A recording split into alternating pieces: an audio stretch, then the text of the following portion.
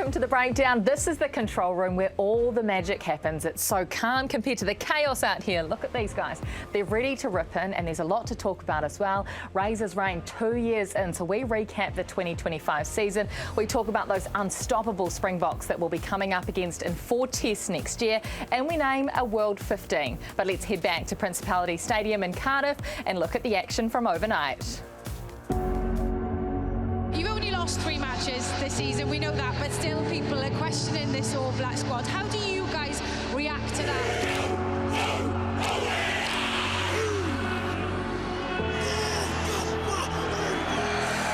Look, bring it on. Now the ball out on the left for Caleb Clark, and he's in. We believe in what we're doing here, and Ruben Love, that's the brilliance that Ruben Love brings to the game. we believe we're building well, and we're going to back ourselves every day. You are it, and he's got it down. We're going to go out there and try our best no matter what. The All Blacks end the year by running up half a century against Wales. We conceded 26 points. That's the concerning point for me. Lewis Green-Savage. Robertson's second year in charge, and it has not got any easier. No Grand Slams. There's experiences they've gone through that you feel as though they'll need to be better for. So it's been like that. You're thinking you're going to take a step forward and then you take another 5 steps backwards. Look, we've had the most injuries we've ever had in All Black season on top of all those things. So we've built some great combinations and good depth. 15's Breakthrough Player of the Year.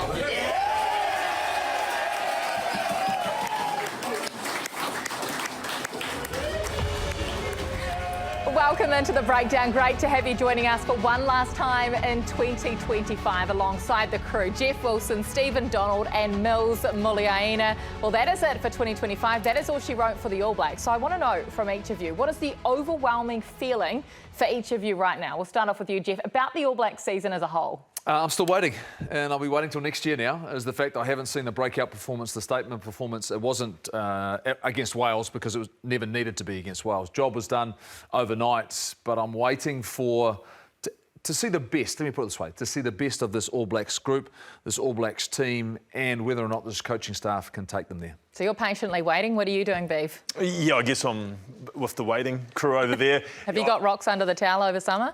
No, my son will be fine. But it always is. I'm quite excited about some of this. Yeah. But a little bit like Goldie, but to more detail of that, you've seen 20 or 30-minute spells where you're like, yep, this is an amazing team. And then, you know, I guess the contrasting aspects within the same game, Kirst. So, yep, there's been some disappointing results, but there's been some wonderful little sections where you think, can we just grab that and have it regularly, Millsy? How are you feeling, Millsy? I think when you strip it back, I think I'm pleased we won this game. This morning. Otherwise, that rock under Beavers, well, you haven't got a rock, would have been pretty big.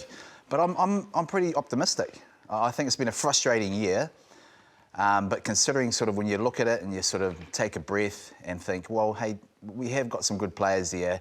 Chance to sort of consolidate a little bit. They've got a lot to think about, no doubt. But I'm optimistic about what 2026 will bring. You definitely don't want any rocks under the beach towel at Waihi Beach, that's for not sure.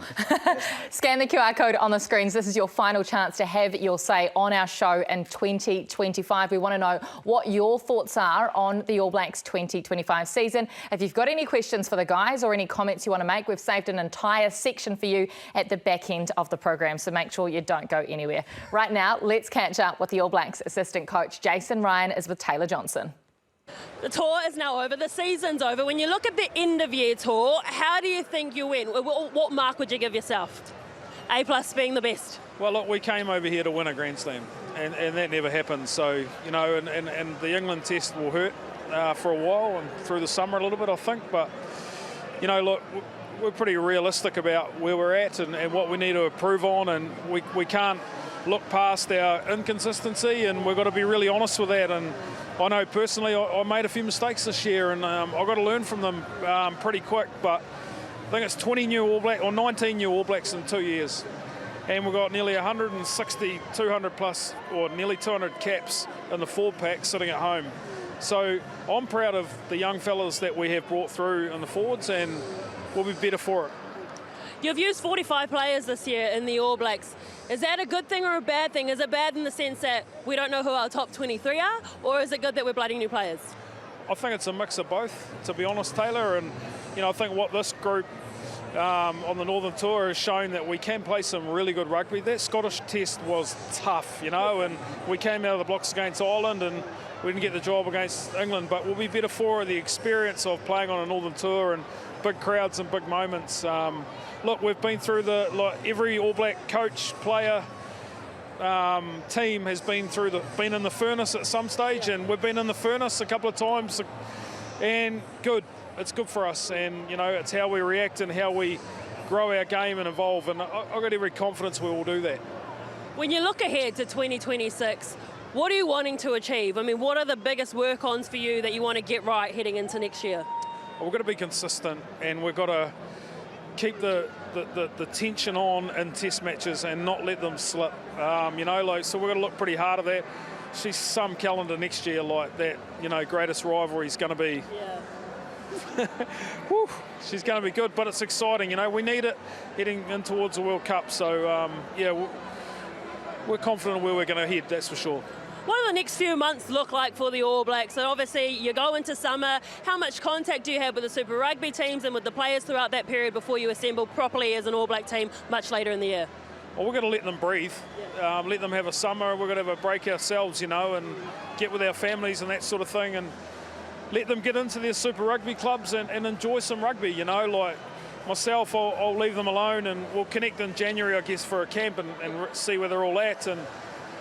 But the Super Rugby coaches and the relationships that we've got, it's really important for us. And I know I've got a good relationship with the forwards coaches, and I can learn a lot from them, and they help us. So, but yeah, we'll just enjoy having a good breather. Well, you enjoy your rest as well, and that is us signing out for the 2025 All Black season. Thanks so much, Taylor. Appreciate all your hard work over there on the Northern Tour. Let's talk about a few things. First and foremost, the depth that has been created in this team. For the entire last 2 seasons, we've heard about this 4-deep mentality for the All Blacks, because that's what they essentially need, or what Razor thinks they need to win the next World Cup.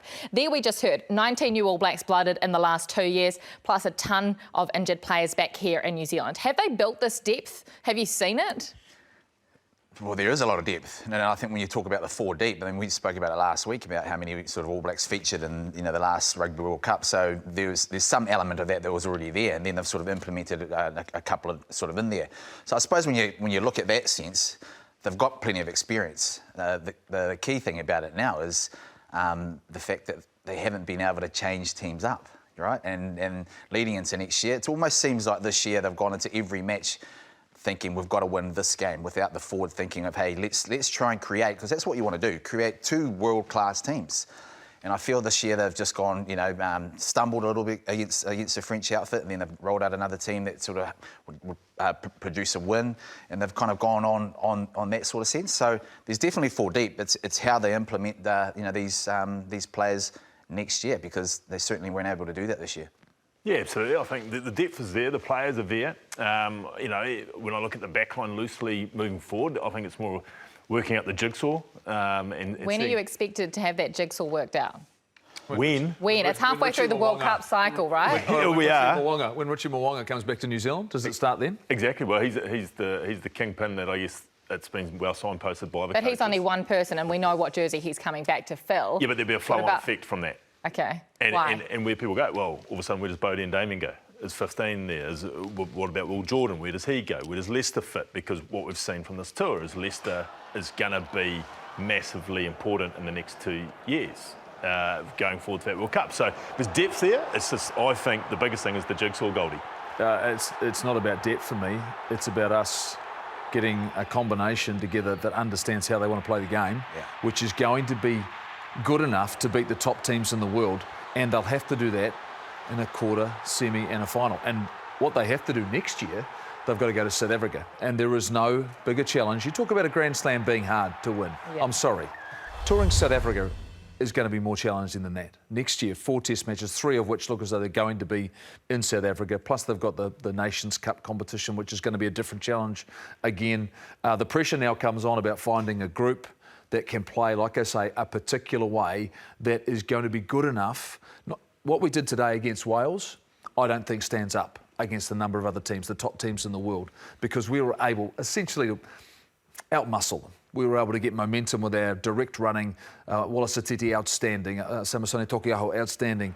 All of these players made an imprint and a dent in the opposition, and we found some space. And we scored some really nice tries. That's the number 12 team in the world, not top 6. So I think for me, Mills, no issue with the players. I think there needs to be conversations about how they prepare them now from here as you head towards the Rugby World Cup, because I don't see many other players coming into the picture in the next 18 months going into a World Cup that would be game changers. There's the like of a Josh Jacob, but where's he going to be? He's probably 4 or 5 in the pecking order as a 10, you would think, in a year's time. So this is the group. They've now got to kick on. There's a message in here from Jessica that says, we lost 3 all season. This isn't a bad statistic, so why are we questioning this team and this coach? That is a minority in the messages that are coming through. Joe said C rating, struggled to beat a French B team in 3 tests, walloped by South Africa and New Zealand, an underwhelming performance on the end of your tour. I am concerned about the next couple of years. We lost 3 tests out of 13 this year, Mills. How does that stack up for an All Blacks team? Because we're not talking about any other nation in the world. How does those 3 losses stack up for us? Are they acceptable? Is it a pass mark? Well, they say it all the time. You don't want to be in an All Black losing side. You don't want to lose test. You don't lose test matches, right? And so I said it to you guys, before we came on. Yeah, 3 doesn't seem that bad, but it's the way we lost those 3. And then when the pressure came on, it wasn't really. We fell apart. And so when it comes down to your point, when you mentioned before, Goldie, the fact that the game plan, are we all aligned? Because when pressure comes on, the guys have tended to go and do things that you don't normally see, or they're not aligned to be able to come back from that. And even the case where we've won, we haven't really won convincingly. So if when you go into sort of games, they've been really patchy in sort of what they've done. Not convincing, and that's probably what Jason Ryan's saying. It was really inconsistent, and that's where the frustration comes from. I said it last week, we've got some great players. I think the coaches need to have a really good look about what that looks like now in terms of the game plan that we're trying to implement defensively as well, Beav. We leaked some points. Yeah, I think the end of your tour is highlighted whenever we've given entry into the 22, and that's on the top of the discipline issues that have been obviously magnified by everyone that sits back like us. They get entries into the 22, and teams are getting direct carries and getting real direct against us. And, we saw it today. Obviously, Wales scoring 20 points and Scotland got certainly back into the game by being just direct inside our 22. England, we know how they got back into the game and how they powered through. So, yeah, I think absolutely that's probably an area. But I looked at us today defensively and we became conservative, because we didn't want to give away penalties. We didn't want to push the boundaries. The fact that we were concerned about yellow cards. So all of a sudden it was like we were safe, and we let Wales get on top of us as a team. If you let other very good teams around World Rugby have that space and time, then all of a sudden you are under serious pressure. I think for me there's just too many areas of concern right now. There's too many areas you start going, well, that was an issue 3 or 4 months ago. Why is it still an issue now? This was an issue 12 months ago. Why is this an issue now? Why did the last 20 all of a sudden of the game become the first 20 after half time? Like all of a sudden it's sort of like you're looking for solutions as coaching teams. And for me, there were too many times where after the game there were no answers. There was I'm not sure about that one. I don't know how that's happened. Or, well, that's your job, is to fix those. That's your job as coaching, is to look at where there's an issue, find a way for the team to become educated, so when they go out there and play again, that they're not making the same mistakes. So yes, the coaches are responsible for that, but who's responsible for the coaches? Because Susan from Otago simply says, who decides if this coaching team stays or goes? That is a great question. That is a great question. It's not us, I'll tell you that. No, it's certainly not us. And I wouldn't, because when you start looking into it now, Mills, who is it in New Zealand rugby, or is it someone outside of New Zealand rugby? And the word review comes up a lot. But looking at the campaign, looking at the 2 seasons, clearly there's been some challenges. Does New Zealand rugby need to find somebody to ask the right questions? Not from inside the organisation, because they're the people that appointed these coaches, who's had these conversations. The fact they haven't got a CEO right now. David Kirk's pretty much running things for the organisation. Does it fall on him, the chairman of the board, to decide whether or not these coaches stay or go? Look, I don't think there's any doubt they're going to stay, but it's more where to from here for me. There's another message in here about our defence. Our defence is atrocious. 12th ranked team scored 4 tries against us today. Let's take a look at some stats that we've dug out for you. Mills, what do these suggest to you when you look at how many tackles we've made and how many were dominant? Just 5% of those 2,234 stats. I tell you what should those look like? If you're sitting at fullback and you're seeing 5% dominant, so you're thinking, man, I'm going to be making some riding tackles today. That's not good enough, and that's where teams have been able to get momentum on it. We're sort of carrying, we're riding sort of teams. It means then that teams are actually dictating their terms, and you can't afford to have that, you know. And so that's why decision making becomes, you know, a really key factor. If you're riding tackles, you're not dominating, and 5% is low. That is really low. I mean, if you watched other Test matches this weekend, it's not 5%. If you're watching Ireland, you know, take on South Africa, that's more like 60 or 70% from both sides in terms of the defensive intensity they're bringing. It's not all doom and gloom, though, is it? And look, we are getting some of these messagings saying, chill out, guys, chill out. Well, there are a few stories of 2025, and you'd have to say that Fabian Holland was one of those. He made his debut this year, and this morning he picked up a very special honour. Fabian Holland, All Black 12-2-4, has been recognised as the World Rugby 15's Breakthrough Player of the Year.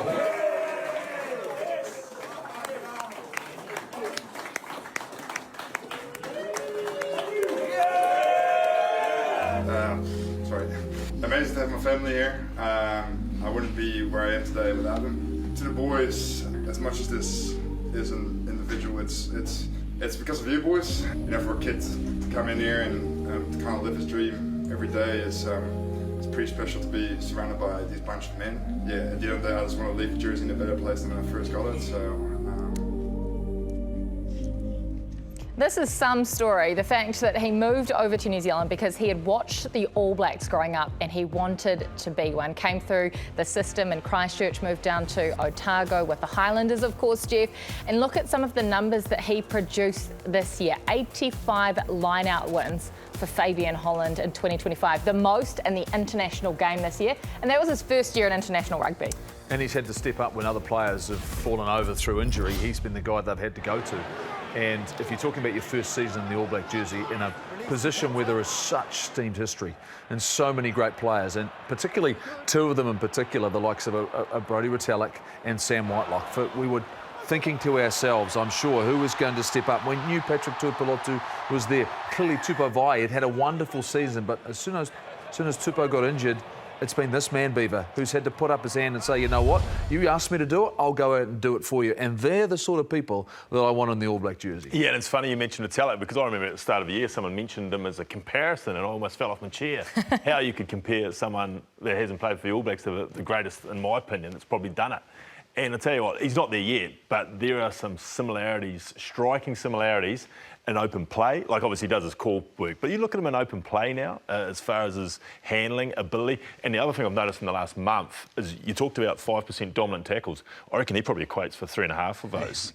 Like, he is, in the last month on this tour, he has been physically big on D, I thought. Would he have been the All Blacks' best player this year? Oh, he's close. I'd have to say, yeah, he's right up there when you think about it. I mean, he got a lot of game time through default, really, didn't he? Like, if you looked at it and he was named as an All Black, you think, okay, they'll bring him in every now and then. But he's been able to grow confidence because of the game sort of that he's been able to play. He's been able to play big minutes, but he's really stepped up to the mark. And I feel, you know, that's kind of what the All Blacks would have been looking for, you know, a bit more of sort of Fabian Holland across the board to try and sort of build that sort of 2 team that I mentioned. But the fact that he stood up from a leadership point of view when our captain was out, he called the line-outs, his defensive, and he just grew. He grew in confidence, and that's probably a player that you think, far out, he's got a massive future, but he's going to be knocking on the door as well. I mean, next year when Tupou Vaa'i comes back and then Tuipulotu, who do we go to then? One thing we do know is Fabian Holland is the goods. Can't wait to see those show and goes around the field, like Brodie Retallick used to put in at international test level. Look, we've had 28 tests in Razor's reign in the last couple of years, and it doesn't get any easier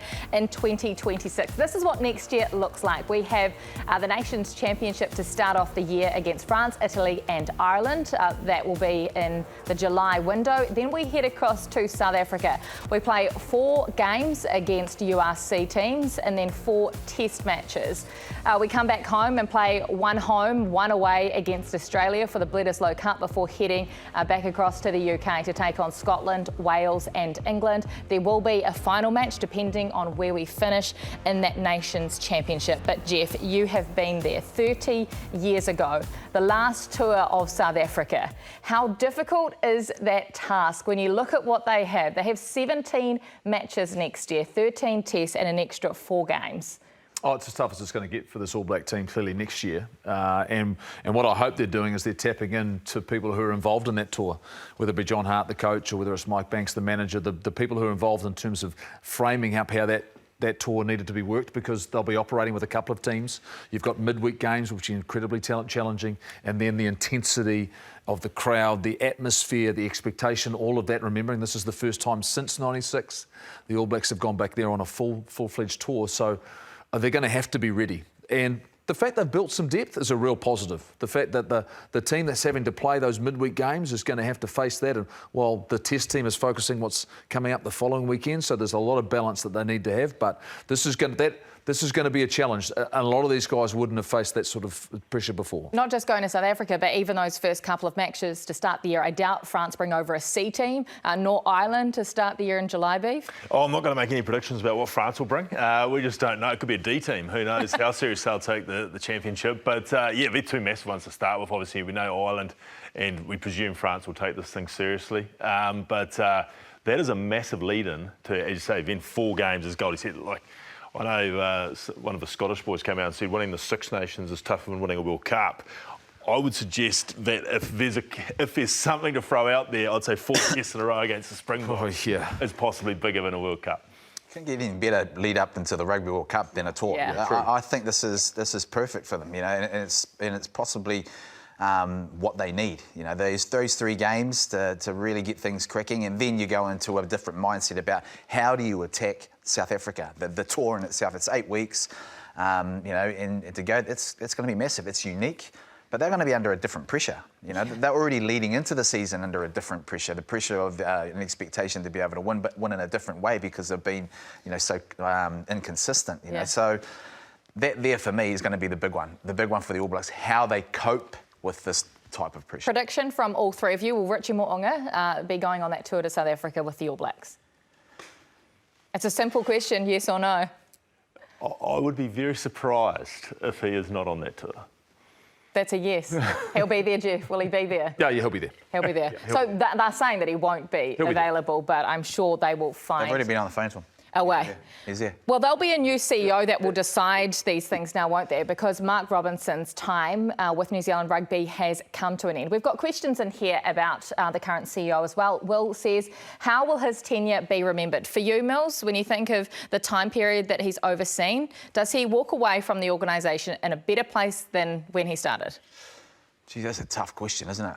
That's the cold hard facts about being a CEO, though, isn't it? You're a CEO of your company. That's what you get judged on, Milsey. Are you walking away? Have you had enough? Are you done? Well, if I'm going to be, I mean, if you're honest with yourself, possibly not. He went through some challenges. I think of it from a team perspective. They had to do a lot of mending between the union and also the team. You know, the handling of the coaching and sort of the transitioning of the coaching. You think just out of COVID as well, they went through that whole the Silver Lake sort of deal, and that sort of divided.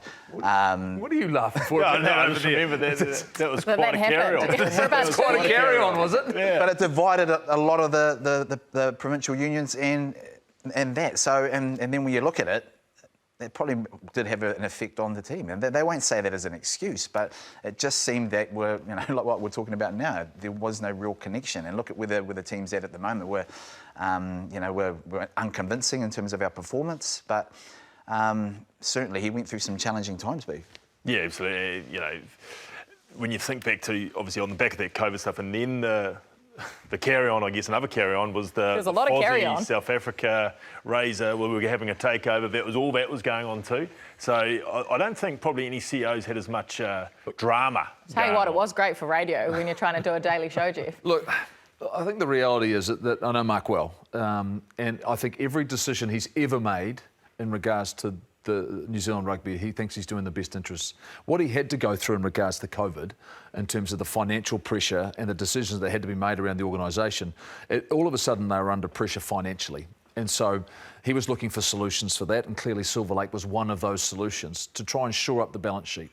Now, whether that decision is the right or wrong, up until now, we don't know. That's going to play out in the future in terms of whether or not financially there's some stability inside the organisation. But all of a sudden, though, the costs of everything for everybody has gone through the roof.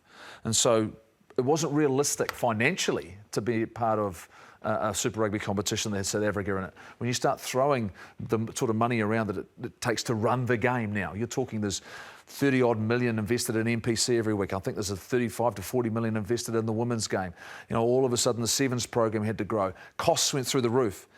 That was New Zealand Rugby's responsibility to pay for all that. Now, there wasn't this endless treasure chest. He was trying to find and generate revenue. So I think there's no doubt there was a commercial focus that he had to go through. Unfortunately, I think that's compromised in some ways our ability on the field and around our high performance. And there's no doubt that issues, and I'll say this, I don't think his board, not this new board, I think the original board probably weren't helpful enough in dealing with some of these challenges, particularly when a lot of them became public and particularly around the coaching side of things, because he was being left to front a relationship with a coach, whereas his job's a CEO of an organisation that's bigger than that. And I think there are things, I think if he looked back, he'd do differently in a number of cases. The hardest thing about generating income is the biggest one is the All Blacks, right? And you've got to be winning. It's the number one to generate income and to bring sponsors in money. What brings in sponsors? You know, that uniqueness of the fact that you're winning. It's a team that had, 80, 90% old winning record.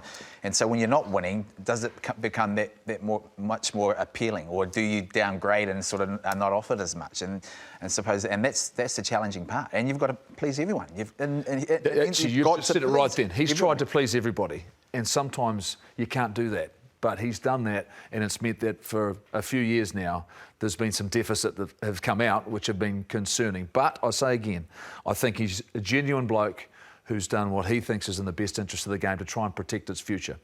Time will tell whether or not that plays out. He's always put his hand up to come on the breakdown as well. So we thank Mark for everything he's done over the last number of years. Well, it's that time of year. It is Rugby Awards time of year, and we need you to cast your vote for the Sky Fans Try of the Year. Here is the first 6. Plenty of chatter on the field, both on defence and attack. Ball in 2 hands. Gets rid of Hakiwai, gets the arm away for the offload. Such a talented young athlete as Bay said. And Colossi with the hip swerve and acceleration. That is a well-worked Blues team try. Be on my way. He's broken the line. Be on my way, passing it.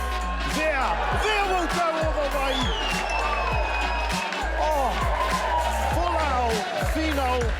There. No pressure for the Blues and all the time in the world for Bowman Barrett to play it back into Highlanders territory. Finn Hurley though, what's the bounce? He's got it, Hurley! Oh, outstanding! Finn Hurley, that is magic! Hines sends it away. It's Miller underneath. Gets good distance on it, Hines, but Miller a chance to try and get some of his silky skill set going as she does just that. Georgia Miller, 3-1, 3-2, and over Georgia Miller, brilliant! Good work at the breakdown. McKenzie skips away from Knock and goes into space. Damien McKenzie accelerating. Just stopped by Dalton Papali'i.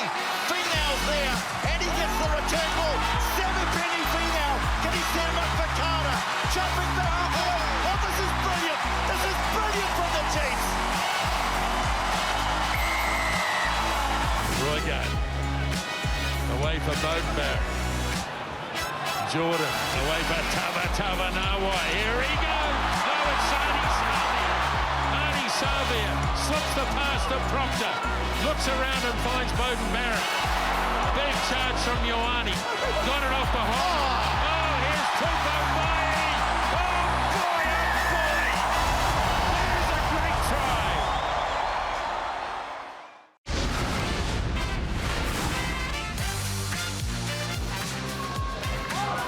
Finds his jumper. Here's to first 5 Waller. In midfield. Now there's some space. Fleming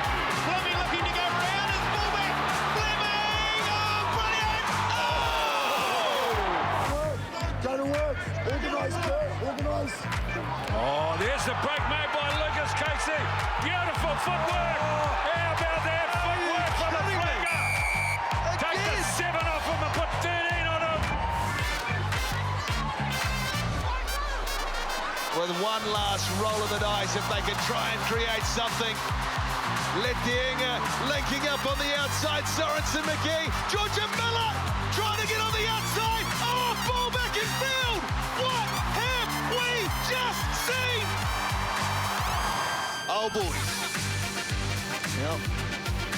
They spread it wide and now they run a hole and a chance up the park. Oh, boys. Good support players. Well, they've got numbers out to the left there. Here's a chance. McNulty in the corner. Looking for space, finding space, but it sits up nicely for the danger lady. That's a really good kick by Colossi. Another dab through. Coming across, awkward. She's got another one. There is it. Tupaia moves it on. Barrett flings the pass wide, waiting for it, picking it up on the bounce. Nuku gets it away, McKenzie. Oh boy, what a brilliant finish from Damien McKenzie.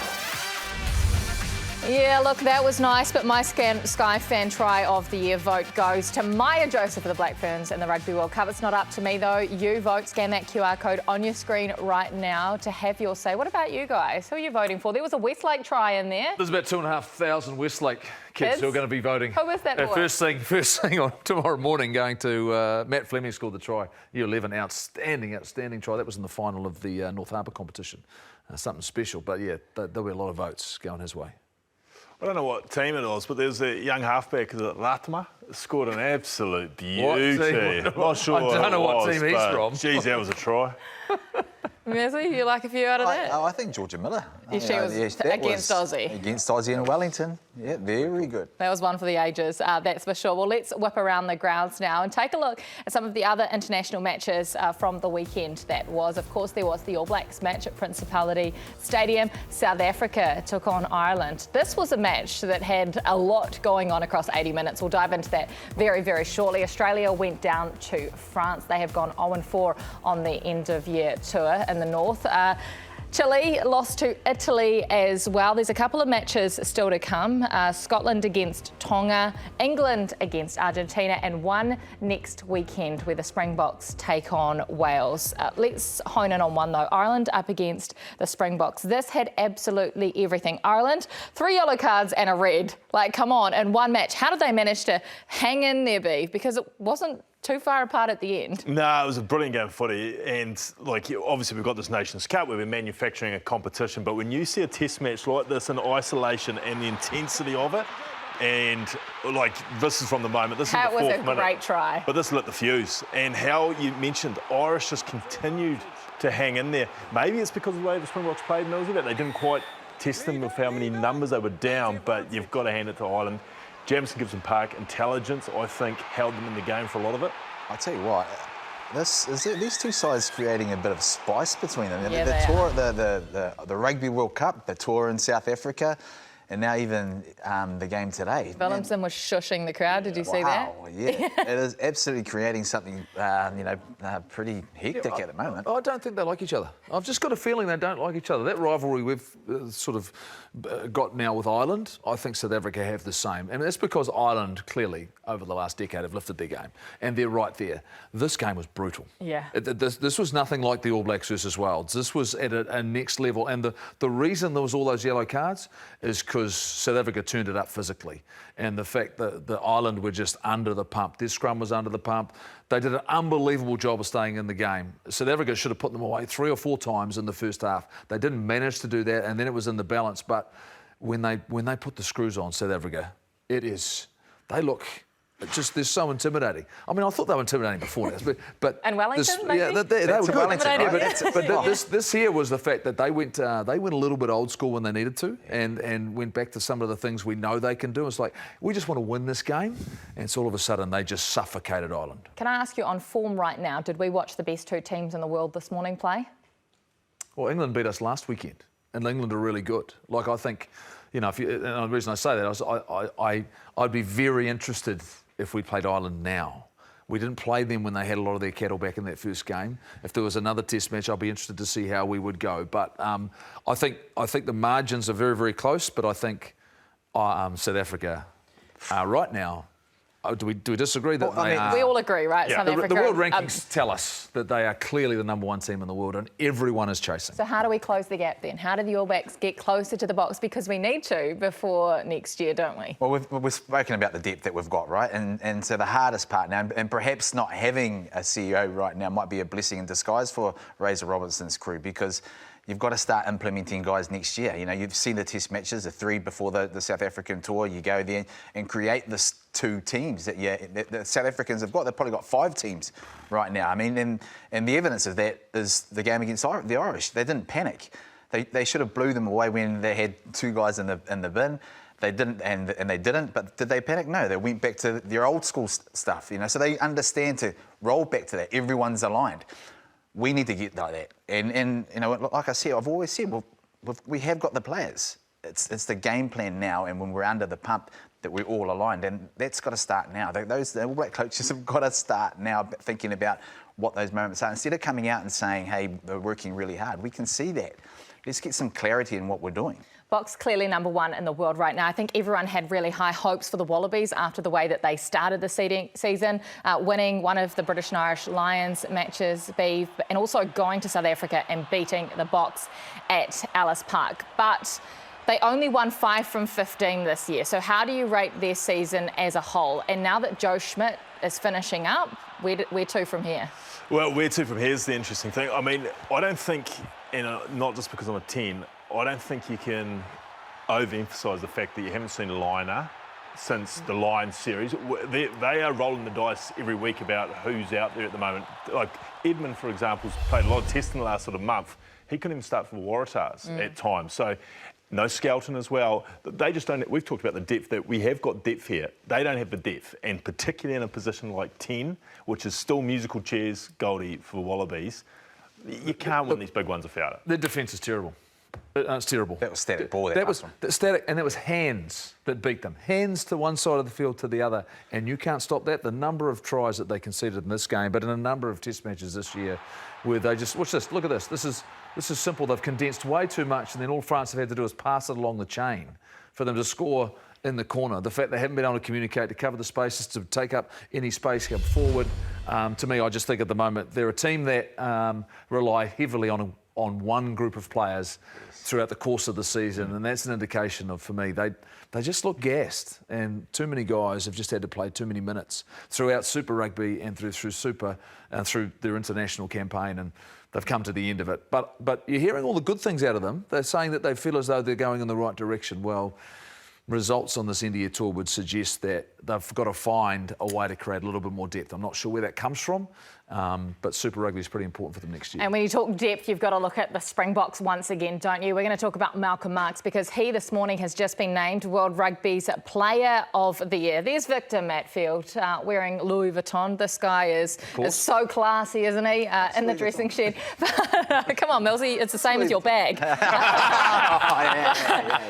It's a fake, man. Oh, yeah. I mean, it is so hard for a front rower to win and be recognised as World Player of the Year. Oh, I just can't believe that he's still playing. He's been around for he's not even that old. He's only 31. Yeah, and man, he's the been best good. player in the world right now. He's been really good. I mean, and that's what the South Africa have got. They've got the luxury of having guys of his experience, but also he understands what the backbone of their game is, and so. Well deserved for Malcolm Marx, and you know, he's physical. And this will be the first year, my research tells me, he's played more minutes than ever, because usually it's a 1-2 combination there with Marx. But good research. Yeah, good research, but not this year. He would have played, I'd say, 70 minutes of most tests. He has been phenomenal. OK, well, we set these guys a little task to pick their World 15 best players in the world right now, regardless of their nation. Of course, Malcolm Marx is in the side. Now, this is a combined team. This is a combined team that these 3 guys picked with a bit of a sprinkle from our producer, Wilson, I believe. But South Africans, they lead the charge, of course. And I guess You got to look at a couple of these players. Sasha Feinberg, Non.1 beef, who would have come close with Finn Russell, I'm guessing, in your mind, to being the best 10 in the world. This kid's 23. What is the ceiling like on him? Well, I saw him today and what he was able to do against Ireland. And a huge match too. And I think we've had Brownie on the show, and it just said he put him in the DuPont and Carter class, didn't he? And wow. Brownie's not one I wouldn't think to throw out wild statements like that. Yep, he's had an amazing year. We only just seen the early doors of it. Finn Russell, I think, would have to have gone very, very close. He plays for Scotland, who are a team. He doesn't have much of a setup there. He's their main man every time that anyone plays Scotland. So I thought Finn Russell had an amazing series too. That was his big. I mean, I'll tell you what, it was such a tough team to pick because one of our coaching, well, there's the three coaches. You know, I sort of. They didn't agree, by the way. He threatened to leave. It's just these two. Please. Okay, well, talk to us about other players you selected. Damien Willemsen had a season. Oh man, it was hard to sort of start where to put him, whether to put him at 12 or sort of 15. He had to go in there somewhere. And I think in the end Jeff put him at 12. It was Jeff's decision at the end of the day. But That's fine. He was fantastic, right? I was the one that listened to the thread and got in there and actually put a team in. You guys were sitting on your hands, and I said, OK, I'll throw something out. And then you ripped it to pieces. He threatened to leave at the coaching staff. Oh, I did, actually. Yeah, exactly. Kirst, the amazing thing for me is these are two guys who have been to World Cups when the All Black coaches at the last minute decided who their 13 was. Yeah. And they've gone ahead and put 12. Icky Tau in at 13. Well, that's because we actually we looked around the world and we couldn't find a 13, which had been... that's ultimately, you said the same thing. But let's talk about Len Icky Tau because he is the sole Wallaby to make this team beef, and he caught your eye every time he pulled on the green and gold. Yeah, he had a great Brumbies, and then for green... And 12. At 12. And then for the Wallabies, he was their one constant. As far as... I thought he played too narrow against the Lions and they used him as a pick-and-go merchant, but once he got a bit wider, he's got a skill set, Millsy, too. He's got a whole lot more than just a carrier. Yeah, and he really carried a lot of that Wallaby sort of side. He put his hand up. He was physical in defence as well. I mean, so yeah, I thought he deserved to be there. One of the other ones that was really tough was Artie. We left. You left Artie. I sort of wanted to bring him back in, but then the discussions. I had him. I don't know who didn't. You know, I had him.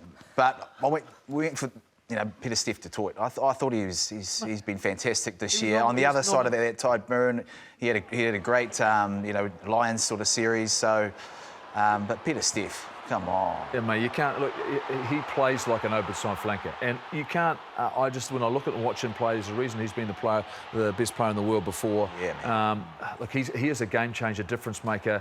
You know, for me, I think he does everything you would need consistently, minute after minute. He doesn't take a minute off. His physicality comes in every part of the game, and the fact he's been able to cover it, lock for them when they've needed to, this guy is an absolute beast. Only 3 All Blacks to have made the side. We've talked about Fabian Holland, Will Jordan, Cam Roigard with the limited minutes that he made. Why did he get the nod over someone like a Cobus Reinhardt? Because Cam is a significant difference maker for the All Blacks, and I think when you saw him out in the field and the way that he played and the impact he had in big games, he clearly stood out. Reinhardt's a great player, had a great season.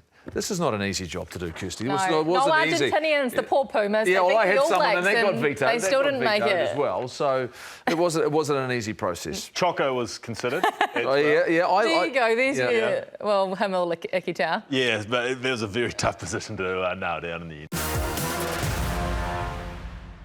Can you give us your best Spider-Man impersonation?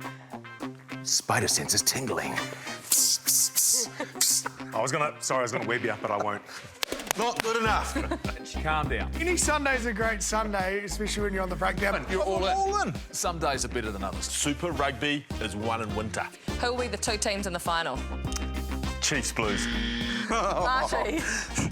This title is in Hamilton. Hey, Nick Minute. The Aussies will win the Lions series. It's a great story. It's the greatest thing. How good are mums? If you're ever going to spend money, it's on your mum, I reckon. Not that you like putting that gorgeous face in dangerous places. I'm still getting the repairs on the back of the head here, the amount of cheap shots you gave me every time you're on the field. It's a pretty impressive record, is it not?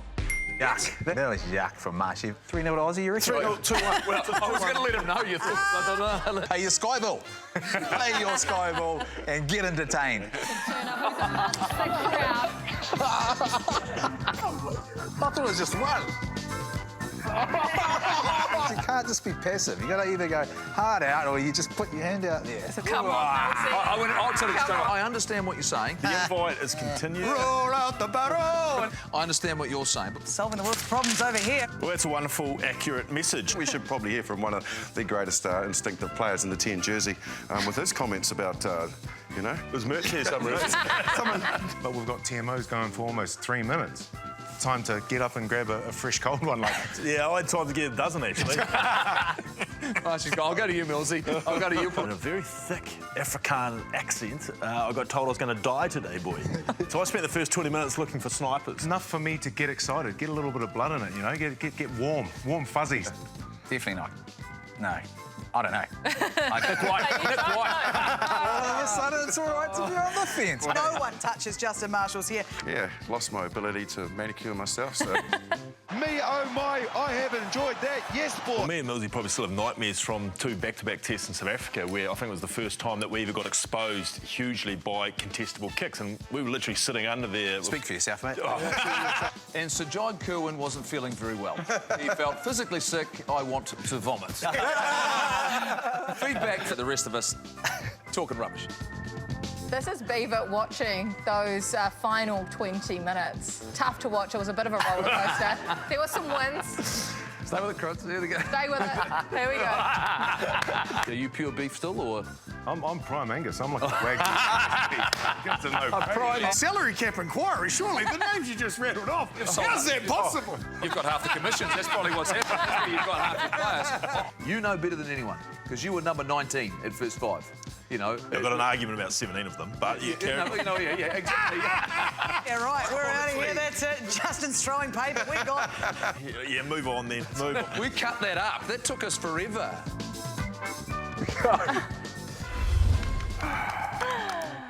Oh, who wants to go first?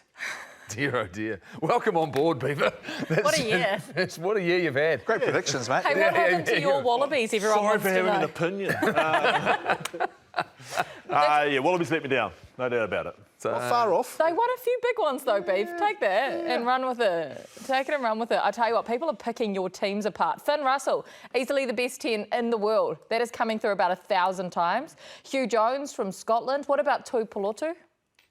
Sione, that is. Can't have 3 Scottish in there, to be fair, if you look at the rankings. But what if Finn they Russell, were? What if they were put in South Africa, Beef? What if they were put in the Springboks? Well, Hugh Jones is South African, isn't he? But if you put them in around a great team. I agree that Hugh Jones, to be fair, was one that we may have missed there, but he wasn't front of mind, I suppose. I get that. I understand criticism. Who'd want to be selected, though? It's the hardest job. You're about to feel the wrath, you two. Look, there are a million questions. It's the last show of the year. I don't care. This is the last show of the year, and we bring it said on. that we would clear out time for you guys to have your say. So here are a few. Beta says, Jeff, who are the best All Blacks locks right now? Top 2. Top 2. Tupavai, and I would say Fabian Holland. There you go, Betis. Don from Waiheke. Should the All Blacks link up with some AFL training to improve their high ball catching skills? Yes, we did. You did? When we brought, well, Mick Broom was part of our group, but you learned some great stuff through the AFL guys, how to catch, and it's possibly where they could go to. OK, here's a good one from Matthew from Crusader Country. Don't let that get to you, Beef. I want you all to predict how many games do the All Blacks win out of 17 games next year. You're great at these predictions. Don't let us that's down. including the midweek games. 17. Oh, yeah. 15. We win 15. Yep. Yeah, who are the 2 losses? We're going to split the South African series. Whew, there you go, Jeff. Matthew wants to hear from everyone. Oh, from everyone. How many games out of the 17? I was just trying to avoid that question, to be honest with you. I think it's probably, more close to 13. 13. Yeah, I think we'll lose a few test matches next year. I think it's a tough year. It's a really tough year. And South Africa? And South Africa, but also combine what's happening in the Nations Cup. Got to go to England again, play Twickenham. I think 13. OK. I think if he's got to be ballsy next year and just try and put out a couple of teams and just don't listen to the public opinions on it. They've got to build that 2 teams. So don't listen to the breakdown. That's don't. what you're saying. They don't. I mean, They- watch they it, don't. but don't listen to what these guys are necessarily saying on a Sunday. Super Round is coming to Christchurch to celebrate 30 years of Super Rugby. It's 3 days, 10 teams, all in one location on Anzac weekend at the brand new stadium down there in Christchurch. Tomorrow at 1 p.m. as your last chance to get your South tickets. Scan those QR codes to make sure that you do not miss out. I want to hear an early call, an early prediction. Who wins Super Rugby in 2026? Give it to us. Highlanders. Hey, I got to him. Yes, he's made a decision. You don't get to me, Took mate. all You don't year. get to me. Highlanders, yes. That Are was you? Of course I'm going the Highlanders. I'm with it, 100%. No. You're just going because you play for the Highlanders. No, you've seen their squad? Coach Gibbs turns the bridesmaids into champions. First year. Wow. It's 1 in winter, though, remember? One in winter. One in winter. And Jono was very good in winter. There you go. Thank you so much for joining us here in 2025. We really appreciate all your support, these guys, all their hard work, and to our wonderful producers and everyone behind the scenes that makes the breakdown possible. 43 shows this year. This guy sat on the chair for 40 of them, so you are the real MVP this year. Thank you for watching, and we'll see you next season. Have a great Christmas.